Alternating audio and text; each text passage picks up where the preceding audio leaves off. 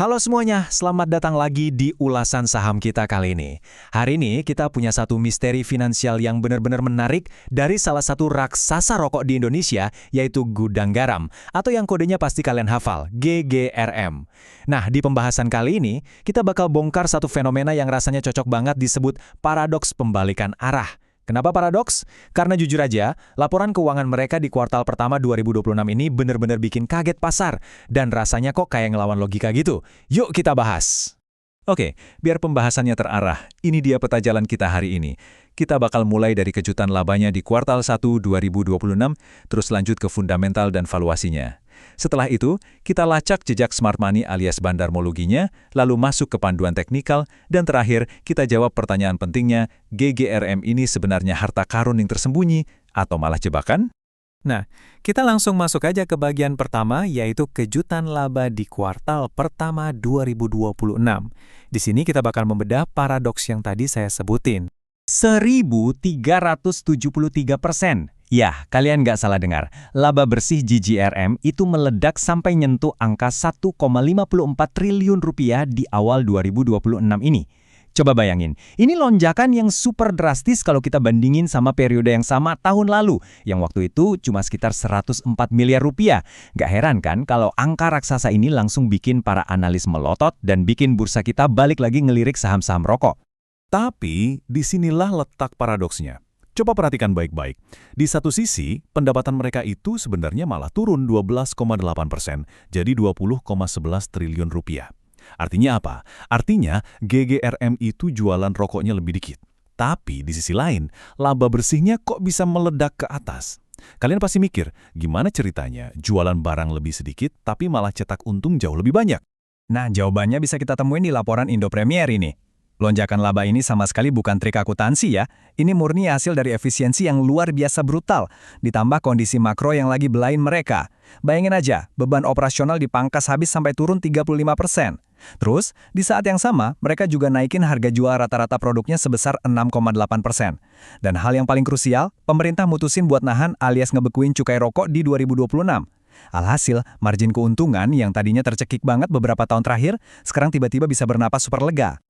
Terus kenapa dong angka pendapatannya bisa turun dari awal? Nah, kita harus paham satu kata kunci ini, down trading. Ini beneran kejadian di lapangan, di mana konsumen karena daya belinya lagi lesu, terpaksa pindah dari rokok mahal ke rokok yang lebih murah, atau malah lari ke rokok ilegal. Realita industri inilah yang bikin volume jualan fisik GGRM anjlok sampai 18,4%. Jadi ya, ibaratnya mereka jual perbungkusnya untung lebih gede, tapi yang beli rokoknya secara kuantitas makin sedikit. Oke, sekarang kita masuk ke bagian kedua, fundamental dan valuasi. Kita cari tahu bareng-bareng, berapa sih harga wajarnya? Apakah diskonnya ini beneran atau cuma ilusi sesaat? Coba kita intip jeroannya, neraca keuangan GGRM ini bener-bener udah kayak benteng pertahanan. Rasio utangnya atau DER itu sangat amat aman, cuma di 0,20 kali. Total ekuitasnya juga raksasa banget, sampai 64,11 triliun rupiah. Tapi yang bikin ngiler buat investor tuh valuasinya. GGRM sekarang diperdagangkan di price to book value atau PBV yang cuma sekitar 0,48 kali. Jauh banget di bawah nilai buku per sahamnya yang ada di angka 33 ribuan. Ini bukan cuma sekedar deretan angka ya, tapi ini cerminan gimana pasar tuh lagi pesimis banget. Padahal perusahaan ini punya tumpukan aset dan fundamental yang super kuat. Kalau kita bandingin sama rival abadinya, HM Samporna atau HMSP, perbedaannya itu kerasa banget. GGRM tahun ini benar-benar mainin skenario turnaround atau pemulihan. Profil mereka ini emang volatil, gampang banget bereaksi sama isu cukai, tapi karena harganya lagi murah banget, potensi untungnya juga masif kalau terjadi re-rating. Beda cerita sama HMSP yang lebih ke play defensif. Margin HMSP itu lebih stabil dan secara historis emang lebih tinggi. Tapi ya karena dia stabil itu, valuasinya dihargai premium di pasar, jadi kalau berharap harganya meroket tajam, mungkin agak lebih terbatas ruang geraknya dibanding GGRM. Sip, secara fundamental udah kelihatan murah. Sekarang di bagian ketiga, mari kita analisis bandarmologinya. Siapa sih institusi kelas paus yang lagi masuk ke saham ini? Nah, kalau kita telusuri arus uangnya, kelihatan banget nih. Status GGRM sekarang lagi dalam fase akumulasi yang lumayan besar. Dalam sebulan terakhir aja, ada aliran dana asing masuk hampir 90 miliar rupiah.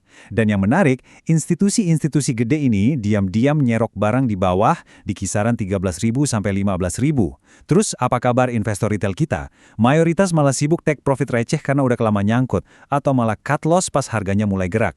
Jadi ibaratnya, perlahan tapi pasti, barang ini lagi pindah tangan dari retail yang udah kelelahan ke institusi besar yang jauh lebih sabar.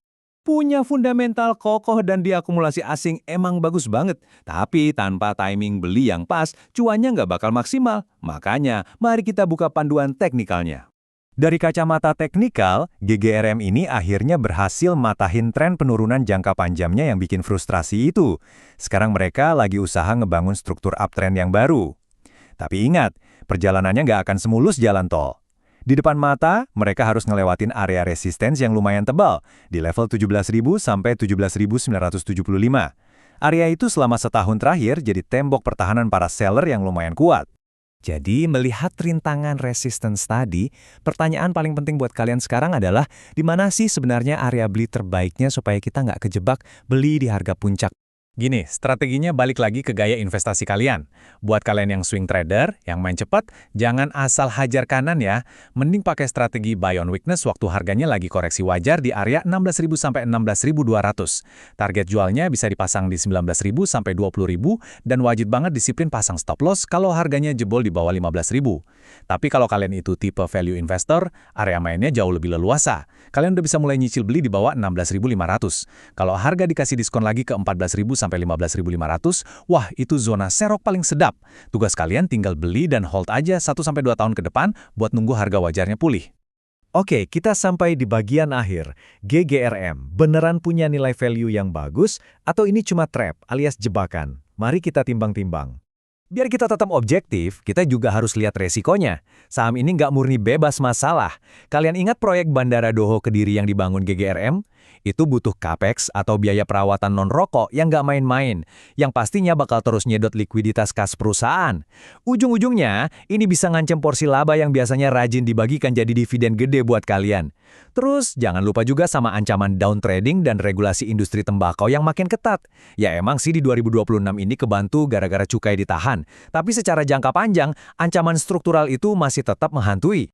Jadi, buat menutup ulasan kita kali ini, saya mau ninggalin satu pertanyaan buat kalian pikirin. Dengan semua beban berat proyek bandara dan tren konsumen yang lagi shifting cari rokok murah, menurut kalian, GGRM di harga diskon besar-besaran ini beneran instrumen investasi yang menjanjikan? Atau jangan-jangan cuma value trap yang siap ngejebak? Coba evaluasi lagi fundamentalnya, cek support resisten teknikalnya, pantau terus pergerakan smart money-nya, dan pastinya ambil keputusan yang paling pas dengan profil resiko kalian sendiri. Sampai di sini dulu analisis kita kali ini, jangan pernah berhenti belajar, dan sampai ketemu lagi di ulasan berikutnya.